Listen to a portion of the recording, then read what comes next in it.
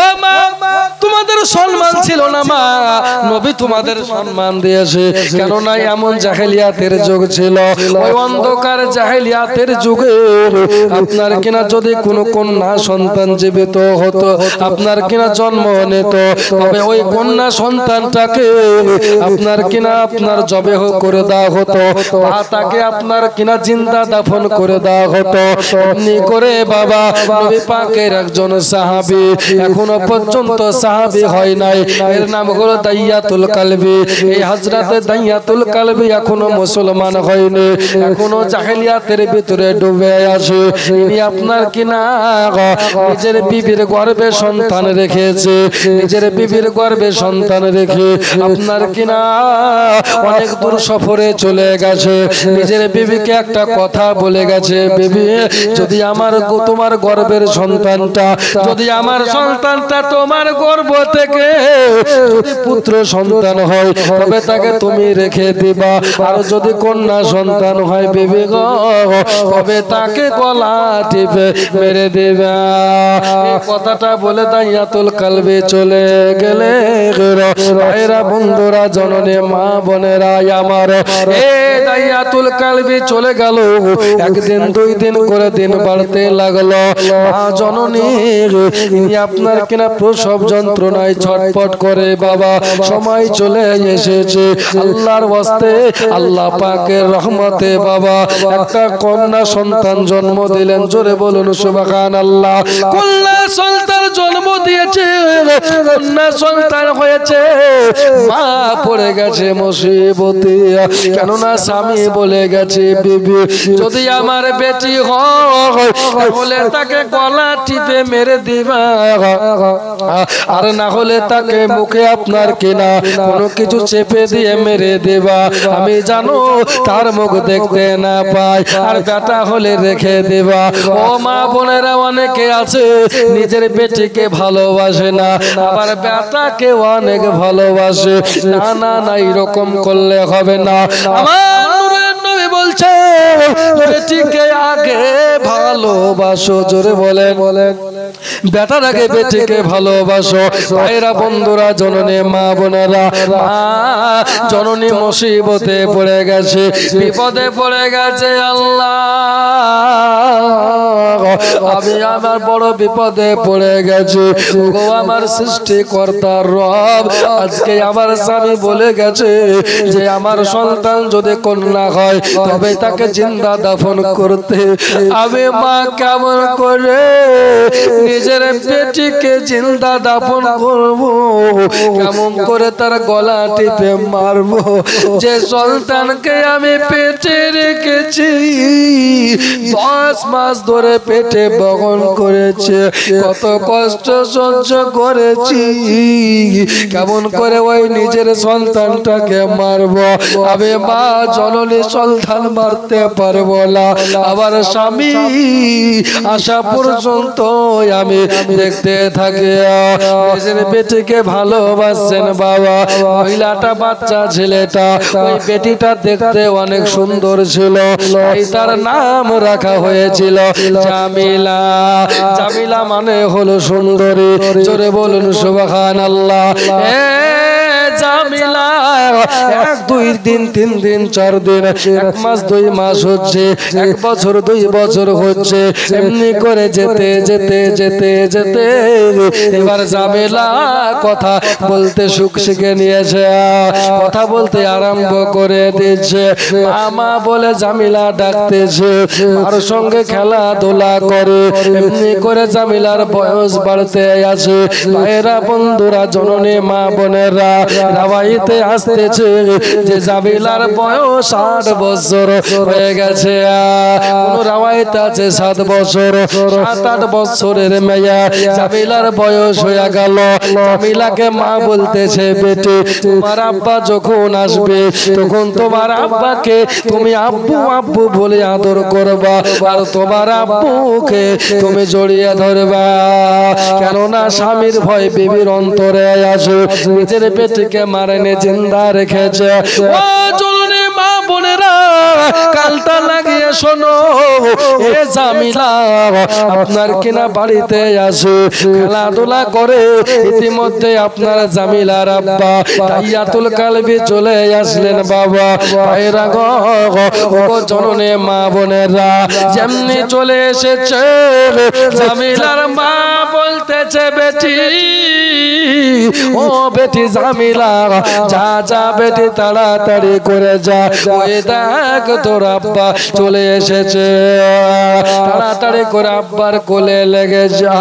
আবার জামিলা যেন তাড়াতাড়ি করে বাবা নিজের আব্বার কোলে লেগে গেছে, আব্বাকে কোলে জড়িয়ে ধরেছে, কপালে চুমু দিয়ে বলছে আব্বা কোথায় ছিলা গো আব্বা, যা কতদিন পরে তোমাকে দেখতে পেলাম, আমি আজ জীবনে প্রথম তোমাকে দেখছি, আমি আব্বার কি স্বাদ কোনোদিন পাইনি। এবারে জামিলা আপনার কিনার বসে রইলেন, এবারে জামিলার মা আসলেন, জামিলার আব্বা বলতেছেন তাইয়াতুল কালবি বলে বিবি তোমাকে কি বলে গেছিলাম। জামিলার মা বলতেছে বেটি যাও তুমি খেলাধুলা করো, যাও তুমি খেলাধুলা করো। জামিলা চলে গেল। বাবা জামিলার আব্বা এবারে তাইয়াতুল কালবি বলতেছে বিবি রে, ওগো বিবি তোমাকে না বলেছিলাম যদি আমার কন্যা সন্তান হয় তবে তাকে তুমি দাফন করে দেবা। আমি এক এক করে 70টা কন্যা সন্তানকে আমি নিজে দাফন করেছি। বিবি তোমাকে বলে গিয়েছিলাম তুমি কেন তাকে দাফন করনি? নিজের বেটি নিজে কোলে আপনার কোলে পিঠে করে মানুষ করেছে, কত কষ্ট করে পেটে রেখেছি, এত কষ্ট পেয়েছি সন্তান নিতে, সন্তান পেটে রেখে কত কষ্ট করতে হয়েছে, এই জন্য সন্তানের মুখের দিকে তাকিয়ে আমি জামিলার মা আমার জামিলাকে মারতে পারিনি। জোরে বলুন সুবহানাল্লাহ, আল্লাহুম্মা সাল্লি আলা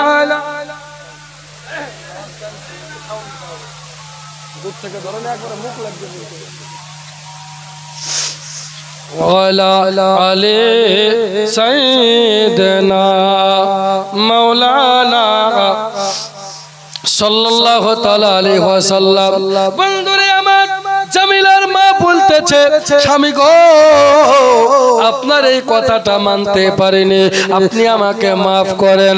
ও স্বামী হাজার হলে নিজের বেটি গো অনেক কন্যাকে আপনি দাফন করে দিয়েছেন, নিজের বেটিটাকে একটু ভালোবাসেন তাই নাকি বলে? হ্যাঁ। এইবারে তাইয়াতুল কালবি বাবা নিজের বেটিকে ভালোবাসতে লাগলেন, কেননা বিবিকে বোঝাতে হবে, বিবি জানে বুঝতে না পারে, যদি বিবি বুঝতে পারে আমি আমার নিজের বেটিকে মারবো তাহলে তো বিবি বাধা দেবে, এই জন্য বুঝতে দিলেন না। কয়েকটা দিন পরে আপনার কিনা এবারে বিবি বলতেছে, আপনার কিনা স্বামী বলতেছে, জামিলার আব্বা বলতেছে ও জামিলার মা আজকে জামিলাকে ভালো করে গোসল করাইয়া দাও। কেন কোথায় যাওয়া? বলে আমার বেটিকে নিয়ে আজকে আমি দাওয়াতে যাব। জোরে বলুন সুবহানাল্লাহ, আমি আজকে দাওয়াতে যাব। নিজের বেটিকে সাজিয়ে দাও, তোমার বেটিকে আজকে ভালো করে গোসল করাইয়া সাজিয়ে দাও, তোমার বেটিকে নিয়ে আজকে আমি দাওয়াতে খেতে যাব। মনে মনে ভাবতে আরম্ভ করেছে আমার বেটিকে কত ভালোবাসে, মনে হয় নিজের বেটির প্রতি মায়া হয়ে গেছে, কেননা বারবার আব্বা আব্বা করে ডাকছে, বারবার আব্বা আব্বা বলে ডাকে, মনে হয় ভালোবেসে ফেলেছে, এই জন্য নিজের বেটিকে নিয়ে জামিলাকে নিয়ে খানা খেতে যাবে, দাওয়াতে যাবে, ভালো করে গোসল করাইয়া দাও। গোসলখানায় চলে গেলেন বাবা, গোসল দিতে আরম্ভ করলো। গোসল গোসল দিতে আরম্ভ করেছে। গোসল দিতে দিতে হাত থেকে বাবা গোসলের আপনার কিনা দিতে দিতে ওই হাত থেকে বদনা নিচে পড়ে গেল। জামিলার মা মনে মনে ভাবছে, জামিলা রে, কোনদিন গোসল দেওয়ার সময় আবার হাত থেকে বদনা পড়ে না, আজকে কি ব্যাপার, মনে হয় কোনো খারাপ সংকেত আছে। যাই হোক, ওই থেকে কান্না দিয়া ভালো করে গোসল দিয়ে দেওয়া হলো। রাতে আপনার কেনা নবিয়া পাক সাল্লাল্লাহু তাআলা আলাইহি ওয়াসাল্লামের সাহাবী, এখনো সাহাবী হয় নাই, এ দাইয়াতুল কালবি আপনার কিনা নিজের বিবিকে বলে, জামিলার মা দাও, জামিলাকে সাজিয়ে দাও। জামিলাকে সাজিয়ে দেওয়া হলো। এবারে জামিলাকে সঙ্গে নিয়ে সামনের দিকে চলতে লেগেছে। ভাইরা বন্ধুরা, জননী মা বোনেরা, জামিলাকে সঙ্গে করে নিয়ে সামনের দিকে যাচ্ছে। মা পেছনে দাঁড়িয়ে আছে। মা জননী তো জানে না এটাই হলো আমার বেটির শেষ দেখা, আর আমি বেটিকে দেখতে বললাম। যদি জামিলার মা জানতে পারতো তবে কোনোদিন জামিলাকে পাঠাতো না রে বাবা। যাই হোক, জামিলাকে নিয়ে চলতে লাগলো। যেতে যেতে যেতে যেতে একটা জায়গায় দাঁড়িয়ে গেল। চতুর্দিকে লক্ষ্য করে দেখে কেউ কোনো দেখে নাই। জামিলা দাঁড়িয়ে গেল। দাইয়াতুল কালবি দাঁড়িয়ে আছে। দাইয়াতুল কালবি একটা কোদাল এনে আপনারা যাতে মাটি কোবানো, ওই যে আপনার কিনা ওই বস্তুটা এনে কোনদিকে কোদাল কোনদিকে পাশনা বলে বাবাজি, ওই কোদালটা আনার পরে আপনার কিনা মাটি খুঁড়তে লাগলো। জামিলা বলতেছে, আব্বা গো, এখানে না আমরা দাওয়াতে যাব, আমরা না দাওয়াত খেতে যাব আব্বা গো, তবে কেন আপনি মাটি খুঁড়তে লেগেছেন আব্বা গো? জামিলার আব্বা কিছুই বলে না। আব্বা জান মাটি খুঁড়তেছে। দাইয়াতুল কালবি মাটি খুঁড়ে এদিকে জামিলা নিজে আপনার কিনার পাশে দাঁড়িয়ে আছে। খুঁড়তে ক্লান্ত হয়ে গেল। এবারে ঘাম ঝরতে আরম্ভ করলো। ও জামিলা নিজের আব্বার দিকে তাকিয়ে দেখে যে আপনার কিনা ঘাম যেন আব্বার শরীরে ঝরে। জামিলা উপর থেকে হাতটা নিচ দিকে করে বাবা নিজের বাপের ঘাম গোলা মুছে দিচ্ছে। জোরে বলুন সুবহানাল্লাহ। আব্বাকে কত ভালোবাসে।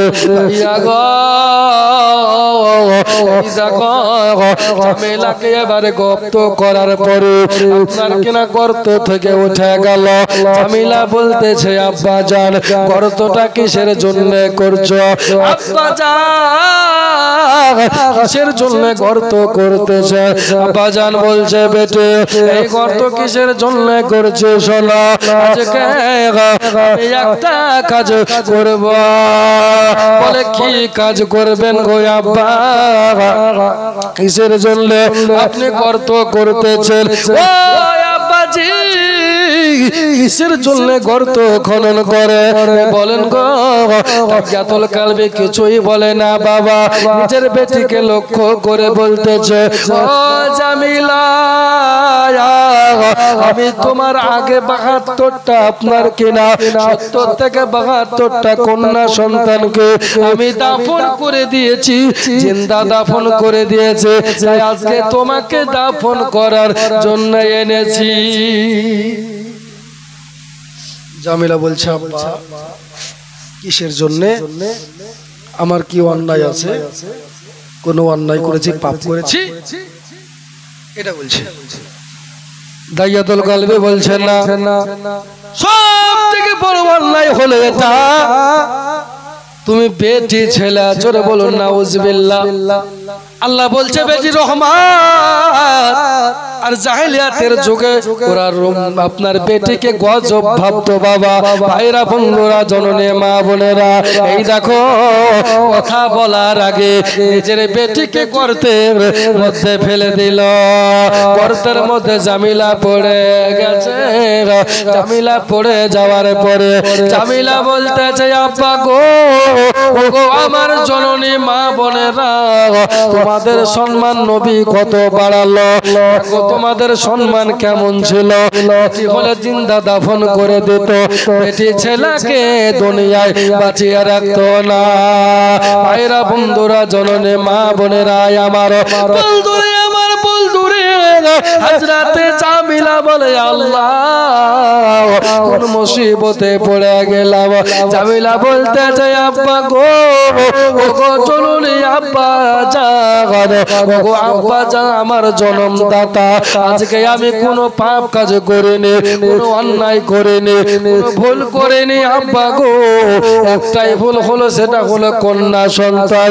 যদি আমি আপনার বেটি হওয়াতে আপনার যদি কোনো অসুবিধা হয় ওই আব্বা জান, আপনি আমাকে ছেড়ে দেন, আমি অন্য কোনো দেশে চলে যাব, আমি আর কোনোদিন আপনার কাছে আসব না, আমাকে মারিয়েন না গো আব্বা। জামিলার কোনো কথা শুনে না, দাইয়াতুল কালবির উপর থেকে মাটি ফেলতে লাগলেন। মাটি যেন পড়তে লাগলো বাবা, আপনার কোমর পর্যন্ত মাটি চলে এসেছে, কোমর পর্যন্ত মাটি চলে এসেছে, কোমর থেকে গলা পর্যন্ত মাটি। জামিলা বলতেছে আব্বা গো, একটা বারের মতন আমাকে ছেড়ে দেন, আমি আর কোনোদিন আপনার সম্মুখে আসব না, আমি কোনো অন্যায় করিনি আব্বা, আমাকে একটা বারের মতন ছেড়ে দেন, আমি আপনার এই দেশে থাকবো না, আমি অন্য কোনো জায়গায় চলে যাব আব্বা গো।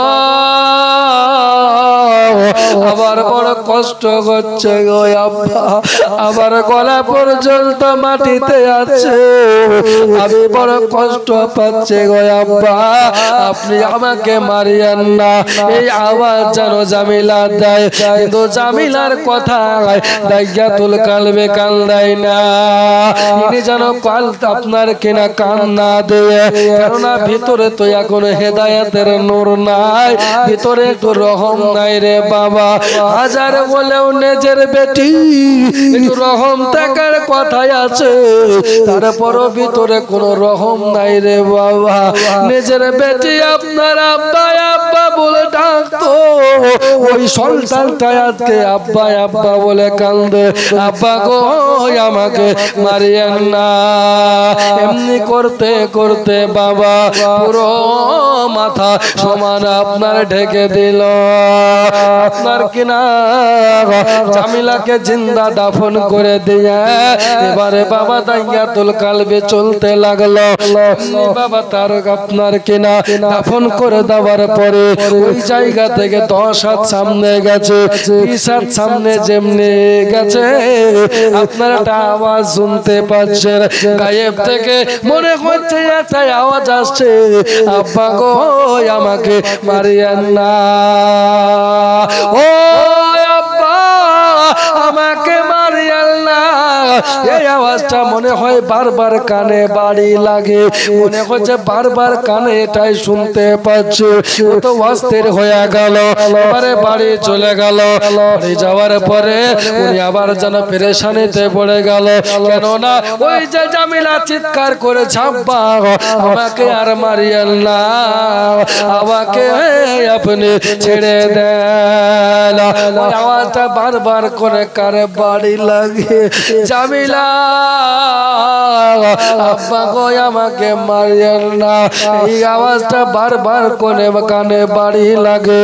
অবশেষে দাইয়াতুল কালবে নিজের বিবিকে ঘটনা খুলে বলে, বিবি বলে স্বামী গো আমার কি কোনো সুরাহা পাওয়া যাবে?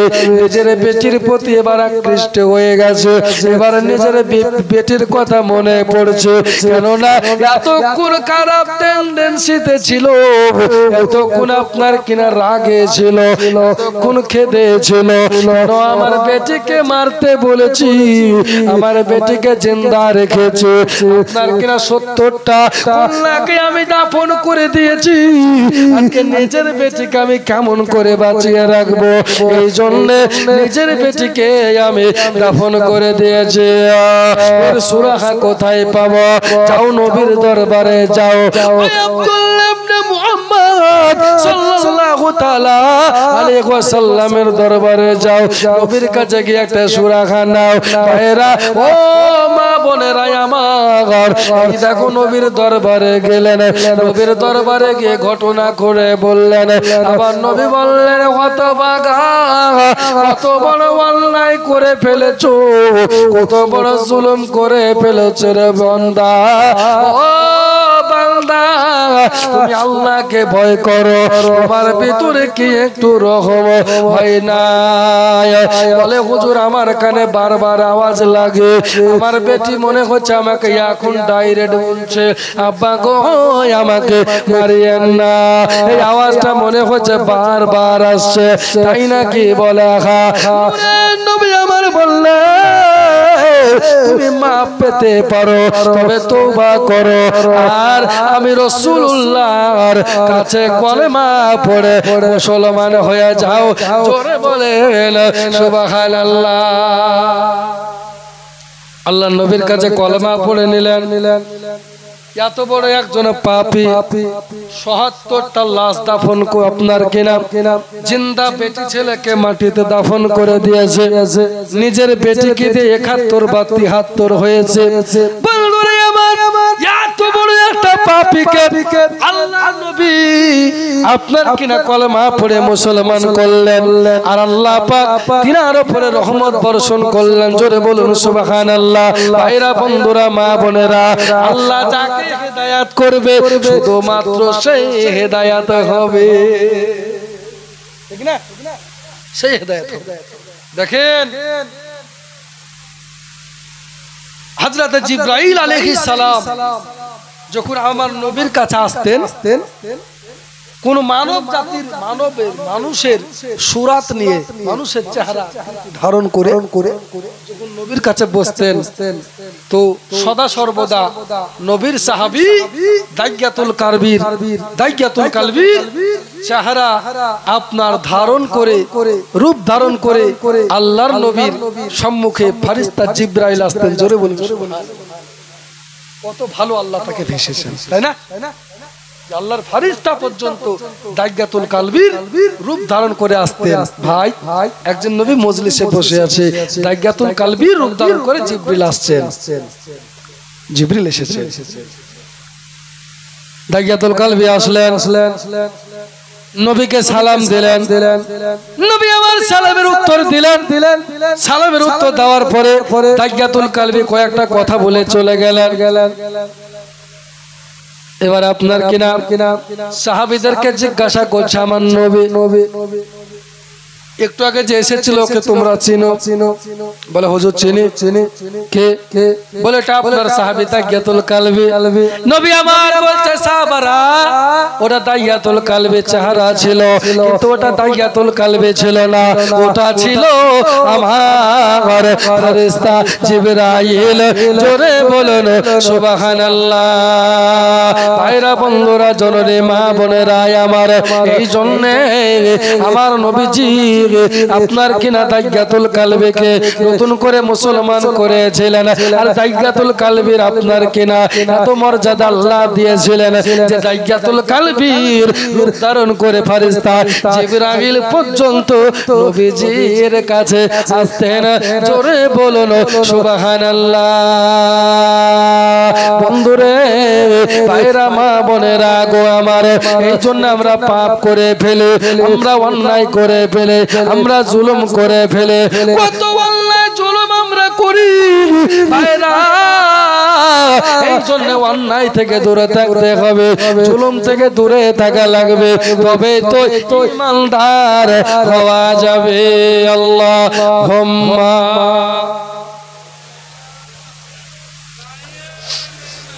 মাওলানা মুহাম্মদ محمد وعلى آل سيدنا محمد সাল্লাল্লাহু তাআলা আলাইহি ওয়াসাল্লাম। বাবা তাহলে আমাদেরকে বুঝতে হবে আল্লাহর নবী দুনিয়াতে এসেছেন, আসার পরে আমাদেরকে কোনটা সঠিক রাস্তা কোনটা বেঠিক রাস্তা, ঠিক না? কোনটা সোজা রাস্তা কোনটা বেকার রাস্তা, কোনটা পাপ কাজ কোনটা ভালো কাজ আল্লাহর নবী বলে দেয়নি গো? বলে দেয়নি? বলে দিয়েছেন। তারপরে আপনি আমি হোঁচট খাচ্ছি কেন? আচ্ছা পরীক্ষার আগে পরীক্ষার যে টাইম ধরেন 11:45 পরীক্ষা শুরু হবে, আপনাকে 11:30টার সময়তে আপনাকে কি দেওয়া হয়? কোশ্চেন গুলো দিয়ে দেওয়া হয় না? যে প্রশ্নগুলো খেলাম হয় না, দিয়ে দেওয়া হয়। তারপরে কাগজ দেওয়া হয় লেখার জন্য, ঠিক না? তো প্রশ্ন দেওয়া হয় কিন্তু প্রশ্নের উত্তর দেওয়া হয় কি?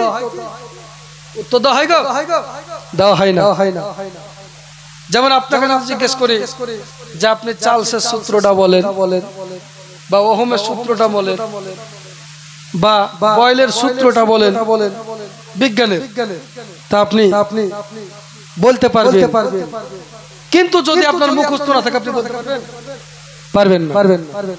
তো ওই রকম প্রশ্ন উত্তর থাকে না, প্রশ্ন থাকে। কিন্তু আল্লাহর নবী আমাদেরকে কত সুন্দরভাবে জানিয়ে দিয়েছেন, আল্লাহ কত সুন্দর জানিয়ে দিয়েছেন যে তোমাদের প্রশ্ন কি হবে, তোমাদের উত্তর কি হবে। জোরে বলুন সুবহানাল্লাহ। আচ্ছা এর পরেও যদি আমরা লিখতে না পারি, এখন আপনি পরীক্ষাতে বসলেন, মাস্টার আপনাকে বলে দিল যে ইয়ার উত্তর ইয়াই, এবার আপনি যদি লিখতে না পারেন তার মানে আপনি অপদার্থ ছাত্র, ঠিক না?